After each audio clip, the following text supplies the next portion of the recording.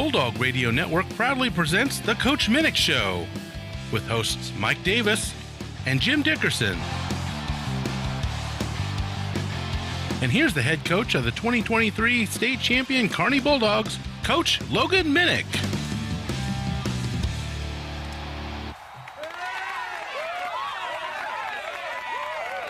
And welcome to the Coach Minnick Show. What an exciting time of year this is. Welcome to the show, Coach. Congratulations on a great quarterfinal victory at Warrensburg, 49-14. We're going to get to that in a minute. Before we do, I want to mention another state champion, and he's a swimmer. Whitaker Stewart was named the Class 4 Swimmer of the Year. He won 2 state championships, set the Missouri all-time record in the 500 free, and was also on 2 all-state relays. Now, Kelly's got more information about this young man, but that is just incredible, and I think indicative of the winning attitude and the kind of program that Kearney has across all levels of athletics and academics, and just really something to be proud of. Kelly. Yeah, like you said, Whitaker was able to break his own record that he set last year as a sophomore in the 200 free, and then set the all-class record in the 500 free. And if that wasn't enough, also all-state and 2 relay teams for state swim, along with Parker Bartlett, Parker Wendell, and Braden Maloney at state track this year. And he's also committed to the University of Tennessee as a junior, so he's got another year here at Kearney.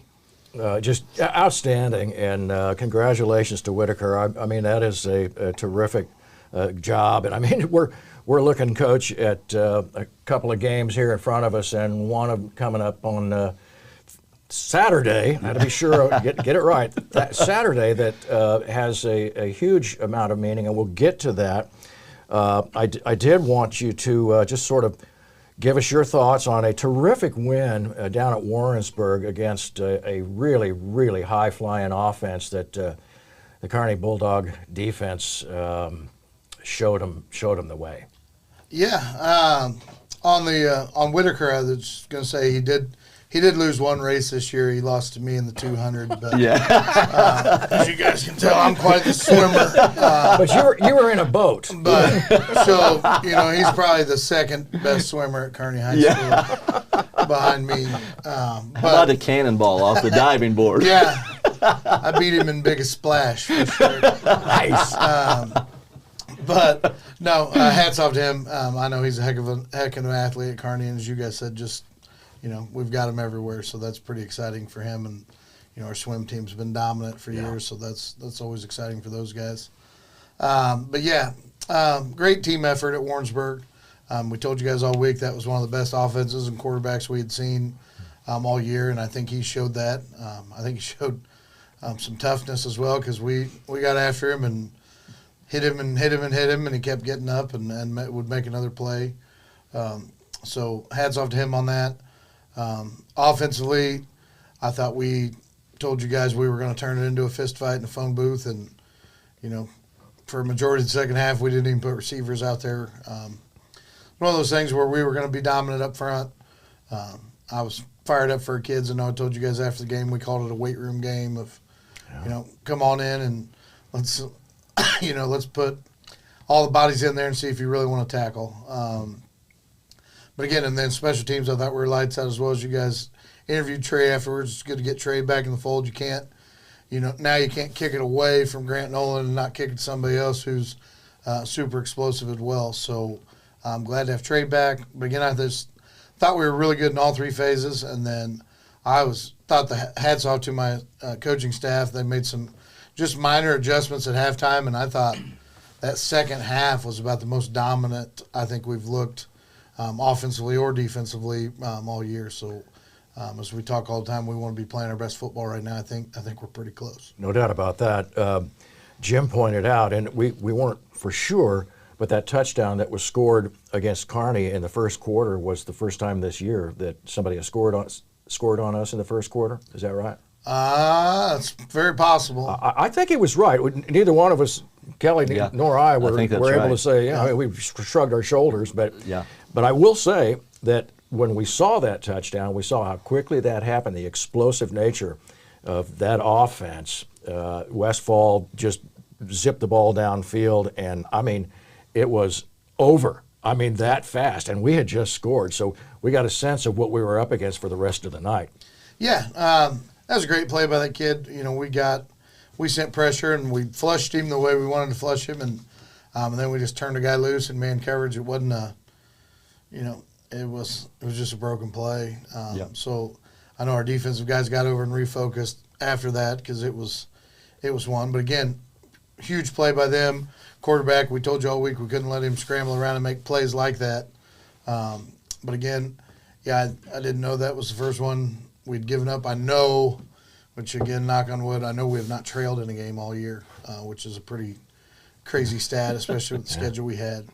It makes me a little nervous at times if we ever were to get down how our kids would react. I'm sure we'd be fine, you know, with his senior heavy and the leadership we have. But yeah, he was a good player. I know our defense was not happy at halftime. But again, we made a few little adjustments, made sure we got him leverage because that was the big thing on both touchdown passes they threw. We let him get outside the pocket and then didn't have our contained blitzer there to keep him in, and then he makes plays with his legs. So just had to tweak a little bit of things, and I think you saw in the second half we said, to heck with letting him stand back there and run around. We're going to go get him and get after him. So yeah, and that's one thing I was going to ask you about too, because like you said, it seemed like both plays they scored on were a little bit of broken plays where he just scrambled around, had to guard people forever. But in total, the team had 8 sacks on the night, and we were getting some blows on him, especially in the second half, and numerous tackles for loss too. So that tweak at halftime, that definitely worked out. Yeah, and again, we'll need to.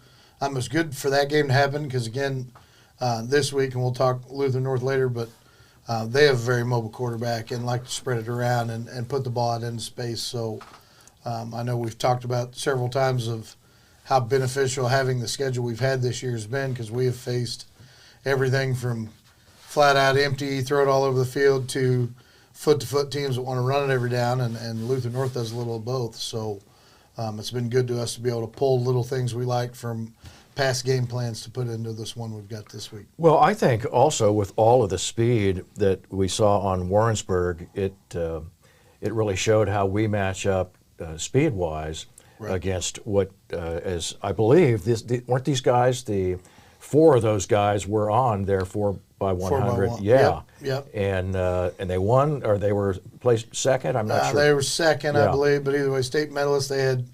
And I think they had 2 sprinters that were state medalists as well. So we knew a 10-7 guys. Yeah, number 6 for them that played offense and defense was a heck of a player and a heck of a runner. And so yes, we said there's some carryover there to let us give our kids an idea of how much space they need to give or how much leverage we need to give. So it's our schedule's definitely benefited us for sure. Yeah, and great job by the secondary, and we saw great man-to-man, great zone coverage all the way around. I mean, in fact, I mentioned your defensive coordinator. Let me get it out here. I was trying to find it here. I want to make sure I said Marcus Brinkley, and it is Marcus Brinkley. And I didn't give anybody else credit on that because he did such a great job of scheming that thing up, and what you guys were able to execute against just incredible talent was, to me, so impressive, especially when you saw how those first 2 touchdowns were scored early in the first half, and then nothing. Shut it down. And you mentioned to me, you said you spoke with the defense, you said, boys, these guys will not score in the second half. And I'll be darned if that didn't come true. Yeah, that's basically all we said in there in the locker room. It was very just, calm, collected, not much volume. I love that. Just, get our kids refocused in there. But again, it was just one of those things, not to discredit them. Their 2 touchdowns were on some scramble around kind of broken plays, but that's the kind of offense they run all the time. And, if you're us being Chiefs fans, you see Pat Mahomes make those plays over and over and over again. So those they're not busted plays, or, you've got to still defend it because that's part of their game. So I just thought we did a better job in the second half of keeping him between the hashes where he couldn't have the ability to scramble around and make those plays. Yeah, it had to have been, to me, Kelly, one of the most satisfying wins of the season. Just watching the talent over on that other side of the field. It really was, and I know, Coach, in your interview after the game, you said the other thing that it's hard for them to score any points if you've got the ball the entire second half, and just from a statistic standpoint, Kearney's run game was just dominant. We've been talking about that a lot. 40-some carries for almost 350 yards and 7 touchdowns on the ground. So that was ground and pound, and I don't know what the time of possession ended up being, but it had to be very lopsided. It was quite a bit. I'm not sure what the exact number was, but that was definitely, part of the game plan of, that is an explosive offense over there. Let's limit the amount of opportunities they have to possess the football. And as we talked all year, we were building this team around the offensive line, and you had the running backs back, and you've got a big, strong quarterback that loves to run the football as well. So we're a run team. It's been kind of funny to see all the things on the social medias and everyone claiming that Kearney can't throw the football at all, and that is 100% not correct. We can throw it at any time to several athletes. We don't care who gets the credit. We don't care what the game looks like. We want to score more points than they do. So you can score, as we've shown, you can average over 40 points running it 80% of the time like we probably are at this point, or you can throw it around. So we're multi on offense. We've just played teams where we've thought, let's control the clock, let's run the football. And again, you give our defense a lead, they're very, very seldom ever going to give it up. Yeah, wasn't there a famous coach that said the three things that can happen if you pass the ball? There's 3 things that can happen when you throw it, and 2 of them are bad. So, so why in your right mind would you, do any of those things at the risk of losing the football when you've got control of the game and you can absolutely run the clock out? Right. And Mike and Jim pointed it out right away in the broadcast. The first few possessions, we were just picking up 4 and 5 yards, and you're like, man, this looks like an offensive line. Offensive line's going to dominate and win this game. We told the guys all week, and told them I told the receivers at halftime, guys, we may not put a receiver on the field the rest of the half, and they were okay.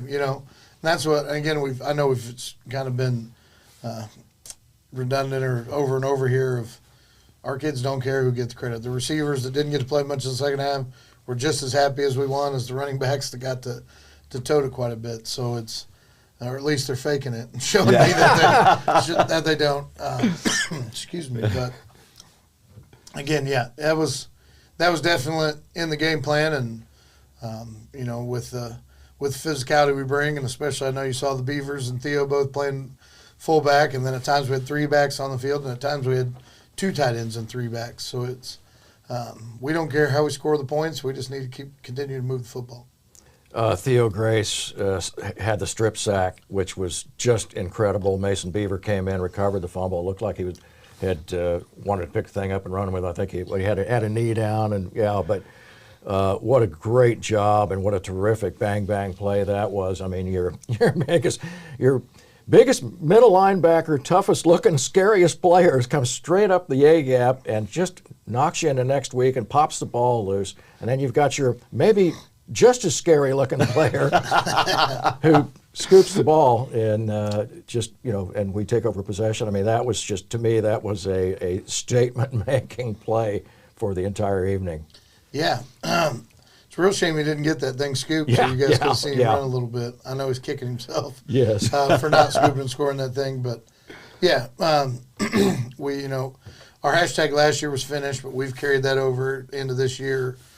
So we tell our kids all the time, they took their stickers off their helmets and put it in the back of their locker. So in the back of every locker it says finish in our locker room. So that was finished in that game. That was finished in that half. Running the football the way we did in the second half, that's how you finish a ball game. So that's been a good thing for us to carry over, and it's been good to us so far. We talk about finishing. I mean, how about finishing runs? We're going to have a play a little bit later that was our play of the game, but Tristan Williams, 17 rushes for 167 yards. Emmons, 12 for 96. Both guys, scored rushing touchdowns as well. But the thing that we commented a lot is, I mean, they were finishing their runs. Right. I mean, they're moving the pile forward every time they carried it. Yeah, we we told those guys all week this is not a dance kind of week. It's get your shoulder pads over your toes and get vertical, and I thought both showed you they can run in that manner. Now both have shakes. I know last week Tristan's play of the game, he made 6 guys miss, and then this week he's like a dang bulldozer through there running through tackles. So it's nice to have 2 versatile backs that can do that. As you talked about Corbin's run, he literally dragged a kid 7-8 yards. The kid has, you'll see it on the video. Film at 11. Yeah. Film at 11, Coach. We've got it. We couldn't contain ourselves on that one. Yeah. They ran the way they were asked. Now, we liked them to run that way all the time as well, but, it was a week where we said, we don't want to get into 3rd and 4s, 3rd and 5s. We want 2nd and 6, 3rd and 2, continue to move the sticks, keep them off the field, and I thought both backs did a phenomenal job of running, very, very physical. As I was writing the weekly e-news story, it occurred to me that I couldn't mention everybody's name, but I tried. And when you look at the defense, as I mentioned in here, that the pressure up the middle or the pressure from the edges from Mason Beaver, Isaac Beaver, Clayton Cowan, Aiden Ariano, Cale Tucking, Tyler Maynard, Theo Grace, Grant Nolan, Jacob Dillon, Angelo Donzi, and I don't know if I got them all, but that's my best effort right there to say outstanding job, gentlemen, and we saw it. That is what is so cool about this Kearney Bulldog. This edition of the Kearney Bulldogs is so much fun to watch because you never know where the next big play is coming from. Right. Yeah, very, very balanced offensively and defensively. So I think that's what's made us more difficult this year, I think, to gain yards on defensively. And then offensively, we're tough to stop. We're not as, we're not as explosive maybe as we were last year. But at the same time, we're spreading it more so than we did last year, which is wild considering the kids we had last year. But we're just doing a much better job being efficient and running the rock. Yeah, when I didn't want to leave him out, too, because you talked about it from the running game perspective. Carter Temple had 12 rushes for 62 yards and 2 touchdowns. I think, wasn't he the one that dove over as well? Yeah. I mean, that was a really athletic play. Jim and Mike had a great call on that. Just seeing him, he's 6'2", 6'3", and just diving over the top for that touchdown. That was right up there for potential play of the game as well. No doubt. What an athlete. Let's take a break. We'll come back and let you talk about him, Coach. Stay with us. You're listening to or watching the Coach Minnick Show, and we're talking about a really, really fun win over Warrensburg. And we're going to come back later, and we're going to talk about Lutheran North. Stay with us. We'll have more on the Coach Minnick Show.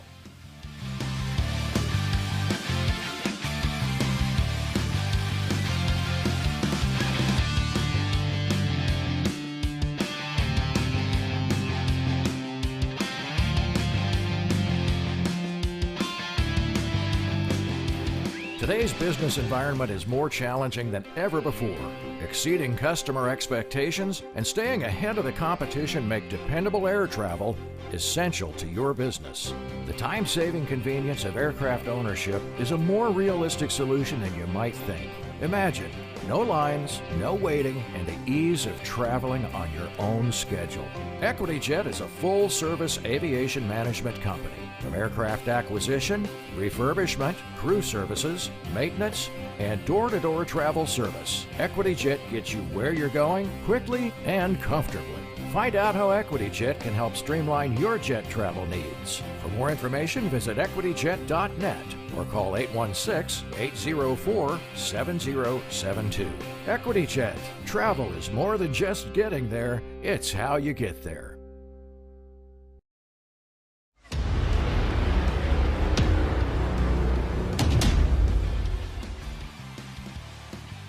But that brings up 1st and 10 for the Kearney Bulldogs.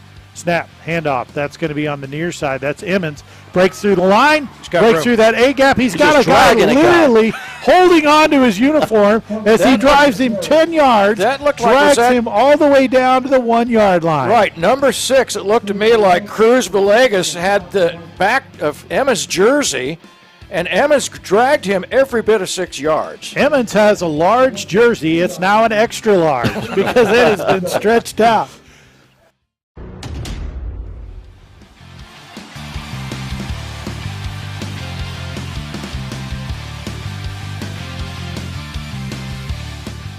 All right, excellent job by our producer, engineer, and videographer and editor, Brian Watts. Terrific job. I mentioned to him yesterday, I said, I think that is probably the best play of the game, edit-wise. The call laid over the video just perfectly, and great job by Brian shooting and editing the video and the audio portion of it. But, Coach, how much fun was that to watch? I mean, another statement-making play. Yeah, Corbin's a stud, boys. You guys know that. And, Right, yes. Super strong. You know, obviously his brother was a heck of a player for us last year, and Corbin was as well. And he's just a junior. But another one, you know, that you can't emphasize how important the weight room is and how glaring it is when you've got a guy. But that brings up 1st and 10 for the Kearney Bulldogs. Snap, handoff. That's going to be on the near side. That's Emmons. Breaks through the line, breaks through that A-gap. He's got a guy literally holding on to his uniform as he drives him 10 yards, drags him all the way down to the 1-yard line. Right, number 6, it looked to me like Cruz Villegas had the back of Emma's jersly, and Emmons dragged him every bit of 6 yards. Emmons has a large jersey. I think, ever, and we're like, do you guys just like Grant Nolan scoring 2-yard touchdowns? And of course, none of them want that. Like they've even been lately with all these more heavy packages and things we're running. We'll get down there to the one, and they're like waving me off. They don't want to hear the ham. They don't want to hear it. The running backs want to try to get in there. And several times we have just ran normal offense inside the 5 this year, or Grant would have. 40 touchdowns. And 40 yards. Right. Yeah, right. But no, it's been really good. And again, just shows you how physical our backs are, and because that one's the one that's supposed to be the lightning running back, and there he is. Right. Dragging people 6-7 yards. Right. So very versatile player. We're really excited that he's just a junior, and he's playing. I think he's playing his best football right now. I believe that's right. We commented too, it just seemed like as the game went along, like we saw our offensive line jogging out. They looked fresh in the 4th quarter. Corbin was another one. We were like, man, he's getting stronger as this game goes along. And the guy that he was dragging was number 6, their stud receiver, DB, so it's not like it was a second string guy. Yeah, Villegas. Yeah, right. Right. Really talented, yeah. Yeah, and I think the other thing that, and I know we talk about it on the show, that a lot of people don't realize is on all the plays where Corbin's getting those yards, or all the plays where Tristan's getting those yards, they're blocking for each other on those. So, they are the fullback. We don't use a true, well, now we've added our bully backs, but we don't use a true fullback. Our tailbacks are expected to block, and the amount of success we have, especially on those long runs or our big runs, is because the other backs are breaking them free on those. So both those guys do a phenomenal job of blocking for the additional yards of the other one. So it's an awesome combo we've got going. Yeah, not to mention to mention, yes, let's do the offensive line that did a terrific job of opening up the hole right up the middle, and great job on that play. But what an outstanding play of the game. It really was. And Coach, you were talking about tweaks that you guys made for the second half, and we were noticing it in the booth. I think it was the drive right after halftime when you came out. Obviously liked something going over the left side, right? So it looked like and that's got to be a little bit of a demeaning for another team. It looked like you were running a very similar play over and over and over, and may have been out of that bully package. Yeah, it was a couple different little plays, but as you guys know, we were running behind Joe Shrowns over there. We had a bunch of check stuff in that we were checking it to a certain defensive lineman or to a certain outside backer, and several of those he was lined up on our left as well. So it just kind of we probably wanted to run left, and the guy we wanted to what we call orange cones at times, wanted to get after him. So we just kind of benefited from that, and it's one of those things. At this point, you are who you are, and you're going to run the ball where you run it. And we've been good running left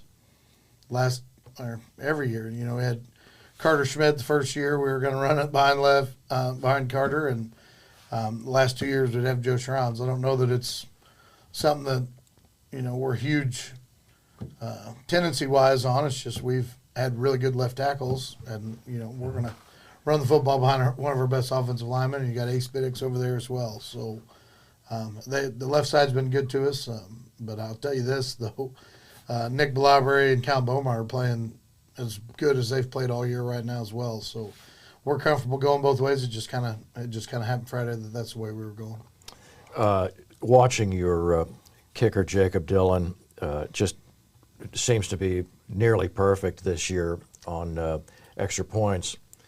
But here he is on defense, just watching the eyes of the quarterback, and picks one off, and at a time that, any time's a good time for an interception, but clearly this was a team that was in scoring mode, and Jacob Dillon just snags the ball, and boom, it's Kearney football. Yeah, we told our defense how huge turnovers would be throughout the playoffs. There's a game where they turn it over and we don't, and you see the outcome of the game. Huge emphasis on that. I wish Jacob would have broke one more tackle so everybody could have saw his speed down the sideline. Wait, is that the kicker? Yeah, that's the kicker, and he's one of the top 5 fastest kids on the team. So I was hoping he would get loose there so everybody could see him run one. We really wanted to score on defense as well. That's one of our weekly goals. So I was hoping he was going to get loose there, and he dang near did. But yeah, he's what he is as a kicker. I mean, he's an all-state kicker. He's an absolute stallion. And a huge weapon for us, and has been all year. But he's been just as good defensively. We play him most of the time. We play him to the weak side where he can run things down, and all that. And I think you've seen more recently. He's played to the field where they put more receivers, and just because of the caliber of athlete he is, he could play safety if we needed him to play safety. Phenomenal player for us. Was fired up for him to get a pick there because I know he's been wanting one, and again, just a product of how good that defense is playing right now. Well, and we talk to stay on Jacob there. Also, the punt unit, kicking that. There were a couple of those where he's just angling that. He got one of them all the way down inside the 20. I don't know how long of a kick or punt that was, but I mean that's been an absolute weapon all year because it flipped the field entirely, and he was able to get it inside the 20. Yeah, it's pretty crazy. We laugh about it as a staff all the time. It's like because we're all sitting around the table like, are we really going to do this? Like, are we going to kick punts this way? And we decided to do it, and it's been really good for us all year. And it's more of a product of we knew how good Jacob was at directionally kicking it. And the one he got down inside the 20, the returner cheated way over to try to maybe catch it before it went out of bounds. And we have a call built in where he can kick it opposite and let that thing roll. And I've been really good with, because there's been a few over the last few weeks that we haven't gotten out of bounds, how well the actual coverage on it has been as well. We've got kids that are protecting it and then running downfield. We've got all our best defenders kind of on that unit, so they're running down and covering on those as well. So it's definitely different, but it's been really good to us all year. Yeah, it's a great strategy. I mean, in particular, when you're playing a speedy team that's got that many track guys on it like we did last week. And to be able to defend that, you don't want those guys to get the football, and why not use the tools you have? And even if they do get it, it's all the way over on the sideline, right? That's kind of what you're talking about. You're defending it very well. They really only have one way to go at that point. If they are able to track it down before it goes out. Yeah, and you've got leverage with your speedy guys that are on the team. Yeah. So outstanding though. What fun to watch too, because in fact I think there was one, and it may have been the one you were describing, that we were pretty deep. Surprisingly deep in our own territory, back against our own goal. It flipped the field, and it was just amazing to see, and it just an example of you talk about playing all 3 phases of the game, and we saw so much of that. It was a football clinic the other night. So will that go towards when you start getting into conference and district and all state? Is that going to be a punt or a kick? I don't know what it is. We put it in our stats as a punt. I'm not going to go to the all-state meeting and claim that those are punts for him. Same, we had our all-conference meeting a couple weeks ago, and they were like, well, you're a punter. I was like, well, it's not technically a punt, so we didn't vote on Jacob as a punter. Now, so you can factor into his kicking maybe. Yeah, I mean, just throw votes at him as a kicker, as you saw how effective he is as a kicker, and don't take those as missed field goals if that's how you want to stat it. Right. But I'm not 100% sure on how exactly you should stat it. But we're not going to give him punting awards for it, even though that's the way we are punting the football. So, but it's been good to us. We talked about Carter Temple before the break, and I just wanted to come back to him briefly on his ability to carry the football, and really, I think as you call it, sort of play the point guard back there because he's got so many other options to get the ball, moving downfield. But he is such an athlete, and to watch him run is pure joy. Although I get a little nervous at times because I think, wait, no, that's our quarterback. Don't get him hurt. But he's a joy to watch. Yeah, he is our quarterback, but at the same time, he's a running quarterback, and he's a defending state champion wrestler. He's a national champion wrestler. He's a little different than your normal quarterback that may scramble around and take a shot from time to time. At times he's delivering the contact, and at times in practice we don't let our kids hit him in practice, and he wants the contact. So so he's playing really well. He's added the option element to the game that we wanted more of last year. We just got so dinged at the quarterback position that we didn't run nearly as much, run game and option game and quarterback run. And then it's also a product of you've got two backs who we already talked about who will block, so that gives you two more hats that you can add when you want to run the quarterback run game. Now, obviously, we're not going to pound him into the ground. He's a sophomore, and we've got two really good backs who can tote the rock as well. Yeah, right.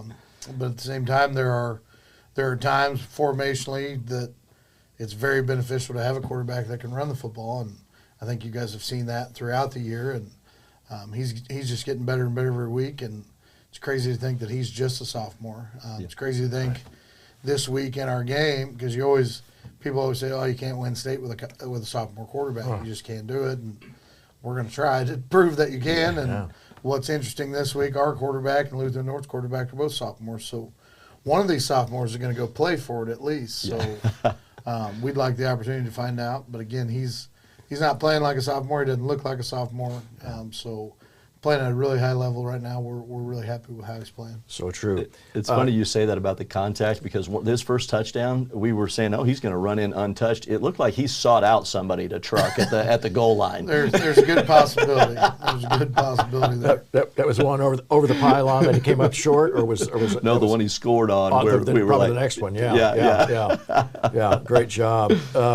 Do we want to move on to the conference? What about our player of the game? Well, we got to do that. Let's bring that up. And while we're talking about offensive linemen. Yes, absolutely. Brian is going to put that up there. It's Ty Smith. How about that? Look at him right there. We've talked to him a couple of times, I think. Just even in we had him on the air in a post-game interview, but we also just say hey to him because he's such a nice guy. But he will hurt you. And by the way, last week I saw him get up slow a couple of times on one of those goal line stands, and I saw him kind of stretching. And I thought, whatever he did just then, it didn't feel very good, and he got right back in there, got back after it. He's tough as nails. Oh, one of the toughest kids on the team, unanimous team captain, state champion in the discus.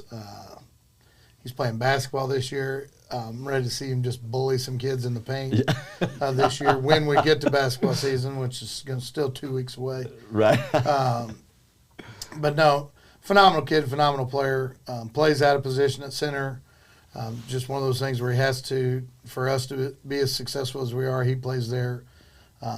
unbelievable benefit for us because it's in almost every defense you put a big, nasty, hungry at nose guard, and you expect him to have to get doubled where your guys can run. Well, it's probably 90% of the time we single up Tyrus on, the opposing team's best interior defensive lineman, and he handles it. And he's not, he's not a 280-pound offensive lineman. He's about 240. Now, I would bet he outlifts 90% of the kids he goes against as well. So, super athletic, great kid, great player. Can't believe it's taken him this long to be Player of the Week. Yeah. Well, it's not as if he wasn't in consideration, believe me. For sure. This has been one of the toughest years to select those, and we can only, like I say, we just give one to throughout the year. Well, another thing with Ty, and I think sometimes we take it for granted, those snaps, it's shotgun every time, and it is on the money. When we play some of these other teams that you think, well, they would have that luxury too, it's quarterbacks reaching here, reaching down, and he's just got that down to where that's just perfected, and then gets to that block. Yeah, and a huge benefit for him that I know we've talked about is, when a lot of teams we play, their center has to snap it with a beaver right on top of them. It's hard to get the snap and get your hands ready with the explosive those guys are. Tyrus gets to practice against that every single day in practice. Good point. You want to talk about iron sharpening iron there. You've got two of the best O-line, D-line kids in the whole state. They get to practice against each other every day. That's been a huge benefit for both of those players. Outstanding. Do we, move on to the conference, all conference players. You want to do that? Yeah. Brian's got the graphic. This is really exciting. All of these players we just got this across it came through my email here this morning. And first team all conference. Kelly, I'm going to let you run with this one. Yeah, and we can let Coach talk about it. I don't know if this is a record or not, but 15 kids on the first team, Coach, for, and I don't know if you want to go through each one of them there or not, but just well-deserved honors, and sometimes it doesn't always go this way for you when you get into those meetings. Yeah, it's one of those deals where you go into those meetings and it feels like every year you go out of there disappointed.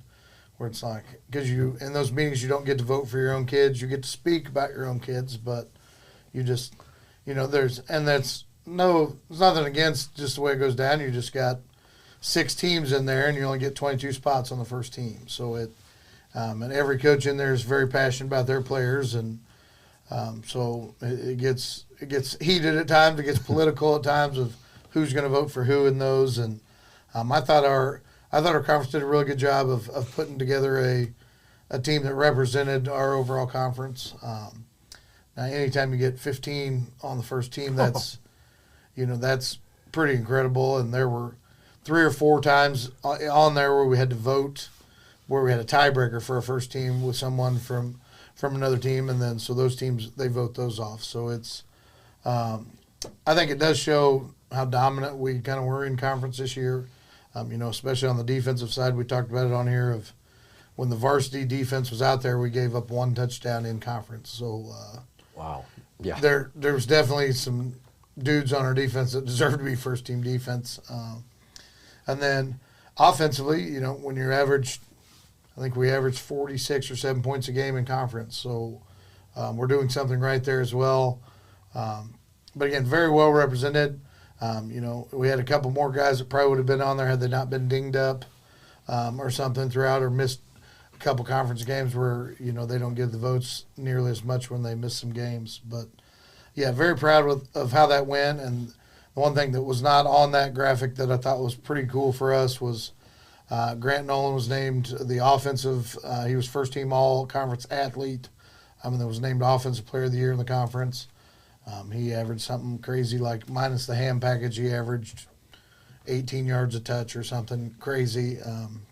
And then Theo Grace was named Defensive Player of the Year in the conference, so that was pretty cool. And then the Kearney staff was named Staff of the Year in the conference too. So shout out to my offensive and defensive special team staff, because that's a big award. They try to name that a head coach award. That's a staff award. We were pleased with how the conference voting came out. There's a couple slights on there that we didn't feel that great about, but we understand how those things go as well. Well, it is just such an honor for everyone, especially the all-conference defensive and offensive player both. I think it's just fantastic. We're going to take a real quick break, and then we're going to come back and talk a little bit about Lutheran North. Congratulations to all of the guys on this conference, your all-conference selection. I mean, it is so impressive, and keep it up. Keep doing what you're doing. Congratulations. We'll be right back on the Coach Minnick Show.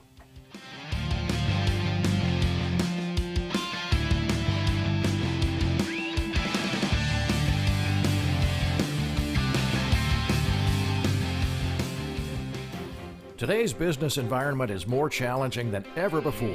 Exceeding customer expectations and staying ahead of the competition make dependable air travel essential to your business. The time-saving convenience of aircraft ownership is a more realistic solution than you might think. Imagine no lines, no waiting, and the ease of traveling on your own schedule. EquityJet is a full-service aviation management company. From aircraft acquisition, refurbishment, crew services, maintenance, and door-to-door travel service, EquityJet gets you where you're going quickly and comfortably. Find out how EquityJet can help streamline your jet travel needs. For more information, visit equityjet.net or call 816-804-7072. EquityJet. Travel is more than just getting there, it's how you get there.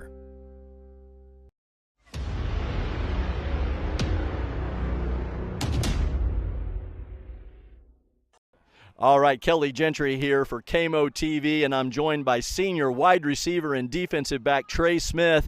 And Trey, we've been waiting a while to get a chance to talk to you, so I'm glad we're getting to do this after Kearney wins this state quarterfinal game by a score of 49-14 over Warrensburg. Just first of all, as one of our senior leaders, tell me a little bit of how that feels. You're still undefeated on the season, win this quarterfinal game, and advance to the semifinals. Yeah, it feels great. You know, seniors put it in work during the summer. We've been FMTs every day, you know, coaches getting on us in the weight room, and it just feels great, you know, being able to stay and still play football, you know, in my senior year, because, you know, last year I didn't play that much, but now I'm here, and being able to play at home for semis is amazing. And then, you know, if we win, we go to state. Well, and I know you guys have got big goals, and I wanted to talk to you. You mentioned being a senior, and you've had a little bit of adversity this year. You've been a difference maker on the field for Kearney all season, had a little bit of an injury, had to wait a few weeks to get back to it, come back, and you're a difference maker again tonight in the return game on defense, on offense. Tell us a little bit about what you had to do to be patient and get ready to come back and be 100% strength. Yeah, week 4, you know, Park Hill got hurt. And it was a heartbreak. You know, I wanted to keep playing, especially in my senior year, and I kept going to chiropractor, Justin Cook. He's an amazing guy. He's dry needle, stretch every day, and I tried coming back the next week, and then hurt it again. And you know, I just went back to the same guy. He kept getting me right. You know, dry needling, stretching, everything. And Owen was stretching me every day. You know, I just had to keep grinding for it and just be patient. And it was a rough ride, but I'm glad I'm back. Well, we're glad you're back as well. A big difference tonight in the return game, like I said, on offense as well. Tell us a little bit about being a senior in one of our senior groups. I mean, we had obviously won the state championship last year. You were part of that team, but now this is your senior year. You've got a big group of seniors. Talk to us a little bit about what the senior group, how they lead this team, and what this means to you. Yeah, I mean, it means a lot to me. The senior group, you know, I've been with them since I was, you know, 6 when I started playing football, and we have a goal, you know, as Coach Minnick says, in every single home game we have, you know, seniors lead this team, go back to back, and that's what we plan to do. And you know, last year we knew that we had a great team, and people think, you know, we weren't going to be as good this year, but we just reloaded and came back, and it's been a great ride for us. It sure has. Well, congratulations on a big win tonight. Kelly Gentry here for KMO-TV with senior Trey Smith as Kearney advances to the state semifinals next weekend.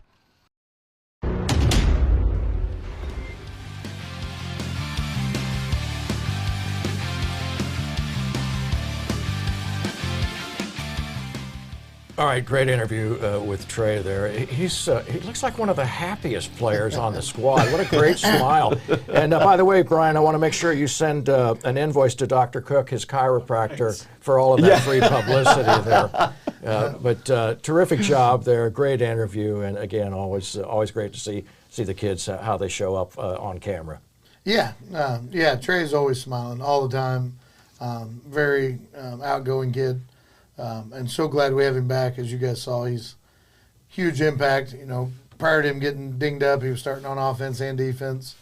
So definite weapon you want to have back in your arsenal, and you just never know with those dang hamstrings of, they always seem to linger. You never know. Some are quicker than others, and on his, we took our time with it. And then knowing, I think we could have had him back around week 9-ish, week 8, week 9, and it was one of those words, nothing against who we played in those games, but we knew kind of how week 9 should go. Then we had the bye week, and then depending on how it played out, we may have a lesser opponent in the district semifinal. So it was like, well, if we hold out here, we've got another 3 weeks here where we can really take our time, get this thing back, so it's 100% for the playoff run here. And then you saw him, he came back in the Savannah game, and now he's back and played a little bit of both ways. Definitely played some D-back there in the second half on Friday. So huge weapon to have back. We joke with him that he's got fresher legs than half the team right now. So he'll be ready to contribute as well. But, yeah, heck of a player. And he's another one, him and Trent Dostal, that we talk about that could have almost started for almost any team we played last year and didn't, but they stuck it out. They didn't get the playing time they wanted as juniors, and now you're seeing the impact it has of how giant those guys are for our team. And that's where you talk about when you get a program rolling the way we have it, and you have 150 kids out on your team, you're going to have really good juniors that may not get the playing time that they would like as seniors, but yet they understand the process and the buy-in. I think that's another reason why we're always really good on the JV level as well, because we've got good players there that just can't quite break the starting lineup on the varsity team, because we do a good job of not having 60 kids as freshmen and then having 12 as seniors because they didn't get to play. I think we've done a really good job of putting the importance on our sophomore level and our JV level and our freshman level of, and sending coaches and making sure those kids understand, what the process is, and you don't always get your chance. And I thought that was another good thing that him and Trent Dostal both talked about when we do our Mojo night, of when the seniors get to talk and, pass some guidance down to those kids of, neither one of us got to play the way we wanted to or as much as we wanted to as juniors. It just makes it so much better this year. Like a Bryson Morrison last year was another prime example of we don't win a state championship without Bryson Morrison last year and didn't get to play much until he was a senior. So huge shout out to Trey and understanding where he fit and what his role was last year and now being the guy that he is this year. Yeah, I absolutely loved it, and just a terrific interview. Go ahead, Kelly. Well, and I was just going to mention it, and then that's, I appreciate you saying that. That's really cool insight into that Mojo night and what the other kids hear, and to see them get rewarded, both Trent being all-conference both ways, and then Trey, even despite missing a couple of games, still getting on the all-conference team. Right. So. Outstanding. All right, Coach, we're about to face Lutheran North, has been the number 1 ranked team nearly, if not all season, if I'm not mistaken, and we've been the number 2 ranked team in Class 4. Lutheran North just slipped by Parkway North 24-18 on Saturday, and Parkway North had a lead in the fourth quarter and had an opportunity to run out the clock and fumble the football, and that's how costly possession can be. And let's talk about them. They're probably biggest, toughest, fastest, talent-loaded team that I think that we're going to face, and this is a big game. Oh yeah, it's a big one. It's one that everybody assumed was going to happen last year, and then they ran into Hillsborough, who we found out was a really dang good team. And then it's been one. It seems like it's been on all the social medias and everything. This 2 trains coming down the tracks at each other here, and now it's here, and we're really excited for it. But as you said, they're without a doubt the best football team we've played this year. We know that going in. They've got 9 or 10 Division I kids out there roaming around. So anytime you've got that kind of talent, you're going to be really dang good at football. Parkway North had a shot, had them. You just can't make mistakes, and that was Parkway North's third turnover in the game at that point, and you can't. When you have a good team down, you can't do those things. So, as we talk here all the time about how important taking care of the football is, you've got to continue to do that, and then. But again, yeah, you'll see more team speed than we've seen all over the field, and that goes from their DBs to their tight ends to their defensive ends. You know, they've got some kids that can run absolutely everywhere. They've got a kid number 5 for them, has been back-to-back the St. Louis Defensive Player of the Year in the St. Louis area, who kind of plays. They run a defense very similar to ours. It's a 3-3-5 with that, what we call Ariano, like our dog backer. That's what number 5 for them plays, and they'll line him up all over the field, and he roams around. He's very like Bob Sanders, Ed Reap type, kind of hybrid safety that'll come down and hit you, and they're huge. They've got 3 of the largest humans we've played this year. I'm talking 6'4", 6'5", and 360, 370, 380 at times. Some big road graders in there. Quarterback's already got several Division I offers, and he's just a sophomore. They've got 3 receivers with Division I offers, so they like to get those guys in space. The running back is probably, without a doubt, the fastest and most agile running back we've seen this year, and he doubles. He plays at corner as well. I think one advantage we may have is they are playing several of these kids both ways.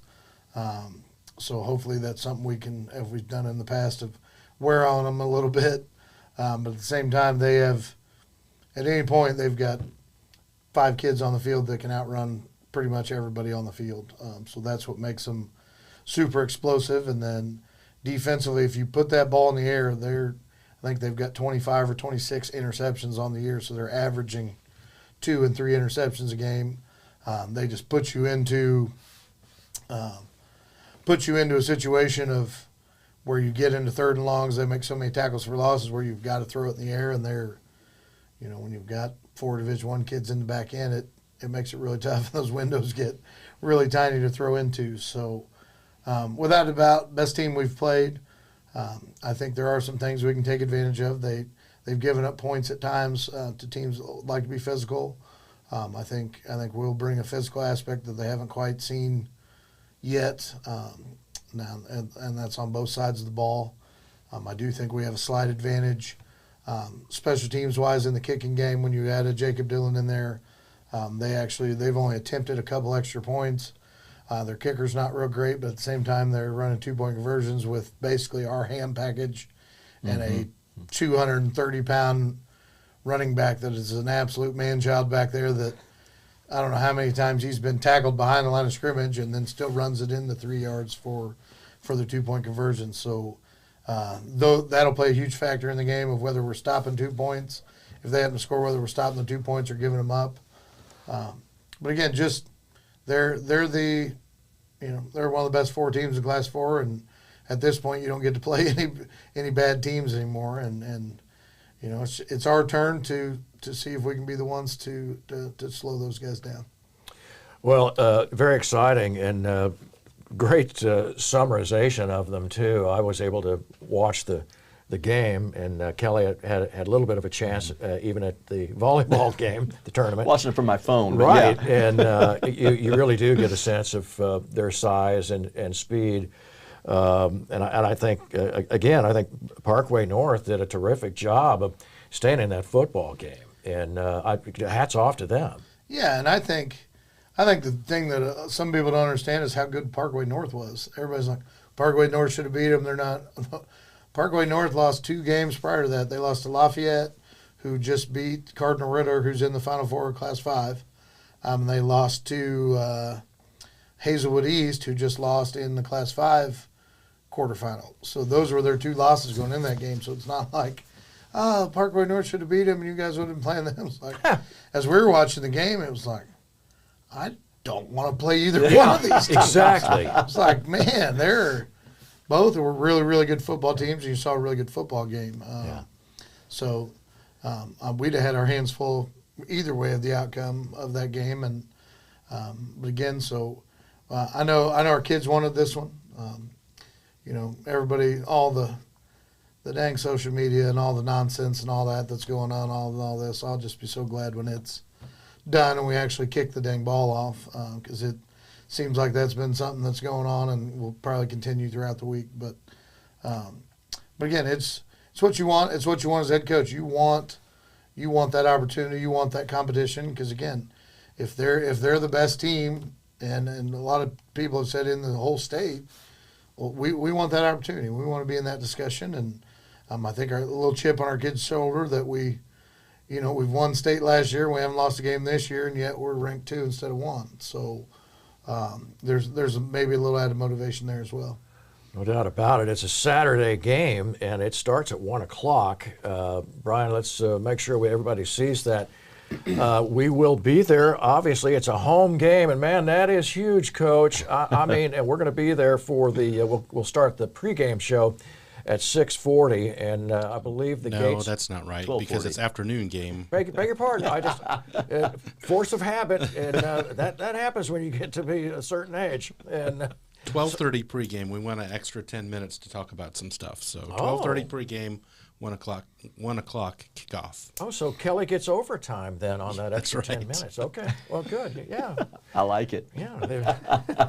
And we may, time and a half for what we're paying. Yeah. And we may have some weather, Coach. It's going to be kind of interesting. So we got it at home and maybe a little bit of weather. Yeah, there's chance of snow on that day. So we'll play in whatever weather we got. And again, it's going to be a great day for high school football regardless. It'll be a little bit chilly, so bundle up if you're coming out. But it should be a good one. It should be a packed house. I know it's always exciting when you're hosting a semifinal game. So I know we're ready for it, and we're ready for a good football game.